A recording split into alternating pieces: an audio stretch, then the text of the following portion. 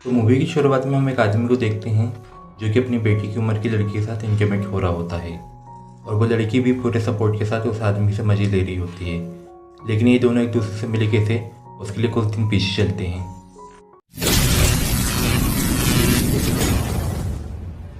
Mister जिंग अपने छोटे से लॉज की सफाई कर रहे होते हैं कि तभी उन्हें डोरबेल सुनाई देती है।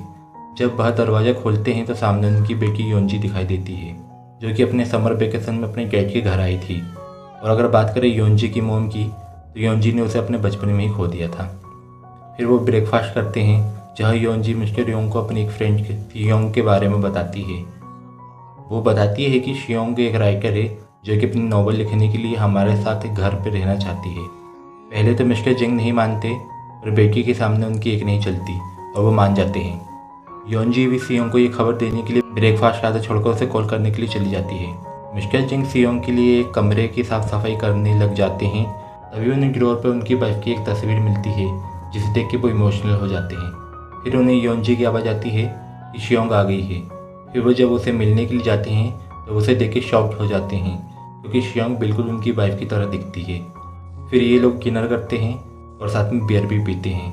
थोड़ी देर बाद जब योंजी टॉयलेट के लिए जाती है तो शियोंग मिस्टर जिंग के बाजू में आकर उनके कंधे पर सर रखकर सो जाती है, जहाँ मिस्टर जिंग भी उसके संतरों को निहारते हैं। लेकिन योंजी के आते ही वो अपने आप को ठीक करते हैं और योंजी से कहते हैं कि शियोंग को चढ़ गई है और उसे कमरे में ले जाकर सुला दे। जब आधी रात को मिस्टर जिंग अपने कमरे पे सो रहे होते हैं तो शियोंग वहाँ 2 पीस पे उनके कमरे पे आती है और उनका घोड़ा सहलाने लगती है। फिर मिस्टर जिंग की भी नींद खुल जाती है और वो शियोंग को किस करने लगते हैं। उसके बाद मिस्टर जिंग ताबड़तोड़ रेलगाड़ी चलाते हैं, लेकिन जैसे ही वो लास्ट स्टेशन पर पहुंचने वाले होते हैं तभी उनकी आंखें खुल जाती है। यानी कि दोस्तों, मिस्टर जिंग सपना देख रहे थे। वो शियोंग के बारे में ऐसा सोचने के लिए खुद को थप्पड़ मारते हैं। तो वह जब मिस्टर जिंग वैक्यूम क्लीनर से घर की सफाई कर रहे होते हैं तो वैक्यूम क्लीनर की आवाज़ सुनकर शियोंग वहाँ आती है और मिस्टर जिंग की मदद करने के लिए उनसे वो वैक्यूम क्लीनर लेकर खुद घर की सफाई करने लगती है। उसे सफाई करता देख मिस्टर जिंग को अपनी वाइफ की याद आ जाती है। जब उनकी वाइफ घर की सफाई कर रही होती है तो वो भी ऐसे सोफे पर बैठ के मैच देखा करते थे। फिर वह बाहर चले जाते हैं, जहाँ वो देखते हैं कि उनकी बेटी किसी लड़के से बात कर रही होती है। तो मिस्टर जिंग को लगता है कि ये उनकी बेटी का बॉयफ्रेंड है। जब शियोंग बाहर आती है तो वो उस लड़के के गले लग जाती है, जहाँ हमें पता चलता है कि योंजी का नहीं शियोंग का बॉयफ्रेंड है। फिर वो लोग घर के अंदर चले जाते हैं, जहाँ वो लड़का घर की तारीफ़ करता है तो शियोंग उसे बताती है कि योंजी की डैड का है। फिर वो मिस्टर जिंग से मिलता है, जहाँ वो उन्हें अपना नाम हेवन बताता है। हेवन काफ़ी दूर से आया हुआ होता है, तो मिस्टर जिंग उसे आराम करने के लिए कहते हैं और वो शियोंग के साथ उसके कमरे पर चला जाता है। कमरे में पहुंचने के बाद हेवन शियोंग को किस करने लगता है, क्योंकि हेवन उसे काफ़ी टाइम बाद मिला था, इसलिए वो उसके साथ इंटीमेट हो जाता है। काम ख़त्म होने के बाद शियोंग काफ़ी थक जाती है, तो वो नीचे पानी पीने के लिए चली जाती है, जहाँ मिस्टर जिंग पहले से ही अकेले बैठकर बियर पी रहे थे। तो वो उन्हें कंपनी देने के लिए उनके साथ बैठ जाती है। वो उनसे पूछती है कि आप यहाँ इतनी रात को अकेले क्यों बैठे हुए हो। तो मिस्टर जिंग उसे कहते हैं कि मुझे नींद नहीं आ रही है। इतने में ही हेवन बाहर जाता है और उसे देख मिस्टर जिंग वहाँ से जाने लगते हैं, लेकिन नशे में होने के कारण वो गिरने वाले होते हैं, तो वो हेवन को पकड़ लेते हैं, जिससे हेवन को चोट लग जाती है। उनके जाते ही हेवन उन्हें बुरा भला कहने लगता है, लेकिन शियोंग मिस्टर जिंग का पक्ष लेकर उसे चुप रहने के लिए कहती है। तो हेवन उसे कहता है कि कहीं तुम दोनों का चक्कर तो नहीं चल रहा है। तो उसकी बात से शियोंग गुस्सा होकर वहाँ से जाने लगती है, तो हेवन उसका हाथ पकड़ के उसे अपनी तरफ खींचता है, जिससे शियोंग गिर जाती है और उसके पैर में मोच आ जाती है। अगली सुबह मिस्टर जिंग शियोंग के पैर को कपड़े से सेकते हैं, तो योंजी उसे कहती है कि तुम्हें तो आज हेवन के साथ तुम्हारी किताब के लिए कुछ फ़ोटो लेने जाना था ना।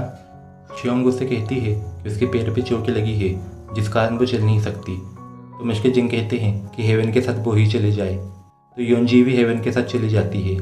फिर मिस्टर जिंग शियोंग को लेकर उसके कमरे पर चले जाते हैं। योंजी और हेवन कार पर बैठे होते हैं, तो योंजी हेवन से गुस्सा होती है और वो उसे कहती है कि तुमने अभी तक शियोंग से ब्रेकअप क्यों नहीं किया। दरअसल इनका काफ़ी टाइम से अफेयर चल रहा था, लेकिन अभी तक उन्हें शियोंग से ब्रेकअप नहीं किया था। वो कहता है कि वह कोशिश कर रहा है और वो जल्दी उससे ब्रेकअप कर लेगा। योंजी अभी भी गुस्से में थी, तो वो उसे किस करने लगता है, जिससे योंजी मान जाती है और वो भी उसे किस करने लगती है। फिर हेवन भी उसे अपनी गोद में बिठाकर उसे अपने घोड़े की सवारी करवाता है। यहाँ मिस्टर जिंग शियोंग से बैठकर बातें कर रहे थे, तो शियोंग मिस्टर जिंग को कहती है कि आप बहुत अच्छे हैं, और बातों ही बातों में दोनों क्लोज आ जाते हैं और एक दूसरे को किस करने लगते हैं। यानी कि यहाँ मिस्टर जेंग का सपना पूरा होने वाला था। वो शियोंग के संतरों का जूस पीने लगते हैं कि तभी उन्हें एहसास होता है कि ये सब गलत है और वो शियोंग को सॉरी बोल के वहाँ से चले जाते हैं। वो बाथरूम में जाके अपने आप को कोसने लगते हैं कि वो अपनी बेटी की फ्रेंड के साथ ये सब क्या करने जा रहे थे। तब शियोंग भी बाथरूम पर आ जाती है। मिस्टर जेंग उससे कहते हैं ये सब गलत है, लेकिन शियोंग कहती है इसमें कुछ गलत नहीं है और वो उन्हें किस करने लगती है।